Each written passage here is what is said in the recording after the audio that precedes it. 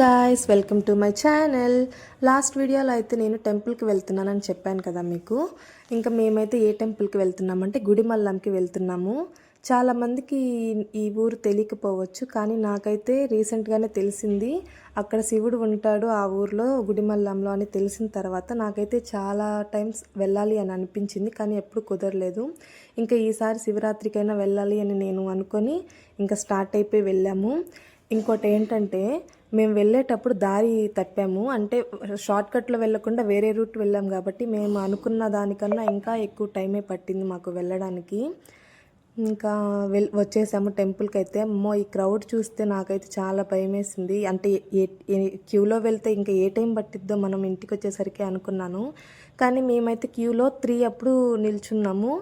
దర్శనం అంతా అయిపోయి 5:30కి బయటకు వచ్చాము మేమైతే టెంపుల్లో నుంచి. అంత క్రౌడ్ ఉన్నారు, చాలామంది వచ్చారు.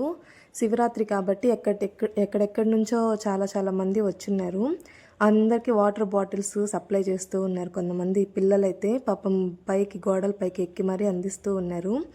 ఇంకా మేమైతే చాలాసేపు వెయిట్ చేసి చివరికి దేవుడి దర్శనం బాగా చేసుకొని వెళ్ళాము. ఇక్కడైతే పాపం స్కౌట్స్ అండ్ గైడ్స్ స్టూడెంట్స్ కూడా మంచిగా అందరికీ వాటర్ బాటిల్ సప్లై చేస్తూ ఉన్నారు. నేనైతే ఇంకా ఉపవాసం ఉన్నాను మార్నింగ్ నుంచి. శివయ్యని చూసిన తర్వాతే తినాలి, అప్పటి వరకు ఏం తినకుండా ఉండాలి అని అనుకున్నాను నేను. అలాగే మేమైతే దర్శనం అయిపోయాక ఇంకొక టెంపుల్కి వెళ్తున్నాం. అది ఏ టెంపుల్కి వెళ్తున్నాం నెక్స్ట్ వీడియోలో చూపిస్తాను. ఇంకా నేనైతే ఫస్ట్ టైం ఒక యూట్యూబర్ని కలిశాను. ఆ యూట్యూబర్ ఎవరో మీకు నెక్స్ట్ వీడియోలో చూపిస్తాను. అలాగే ఏ టెంపుల్